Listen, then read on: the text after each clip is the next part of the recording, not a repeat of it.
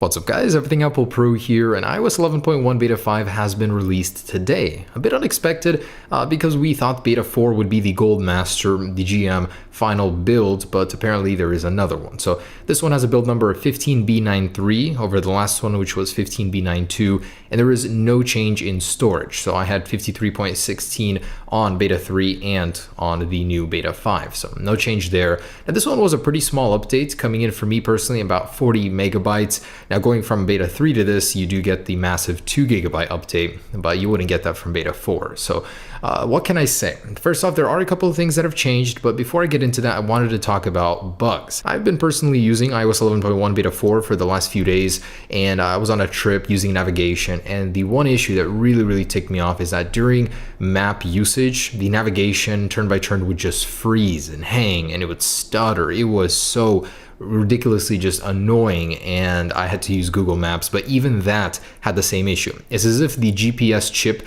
inside of the iPhone 8 Plus on iOS 11.1 isn't working very well. I don't know what it is, but apparently this new version of Beta 5 of 11.1 actually fixes it. So there is a point in the actual changelog where it explicitly mentions JavaScript execution during WK navigation delegate. So basically they did fix some sort of responsiveness with that navigation issue. So I'm hoping that'll be fixed. I'm assuming it is. I'll have to test it out, of course. Now, another change reported by users is that actually when you get down to 10% low battery usage, it'll actually create an alert. So you'll hear a sound now on your device. It's different than what it was before. Now, I'll have to definitely drain my battery to hear that. I can't do that right now to show you guys. And a few bugs I wanted to mention that were interesting, but I'm really hoping get fixed before the final release of 11.1 because they're still present on this Beta 5. So on the lock screen, going into the camera, there's this shutter. You'll notice a chop in the animation. It's a little jarring when sliding this across. I don't know why it's so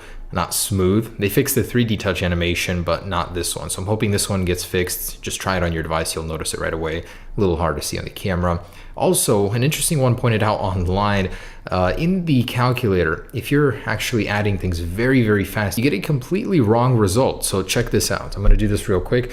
Do this on your calculator if you want to see. It's very interesting. 1 plus 2 plus 3 equals 24. What? So basically the calculator doesn't have a great refresh rate for the buttons. You have to do it slower. 1 plus 2 plus 3. Oh, actually, that's not even that slow. 1 plus 2 plus 3.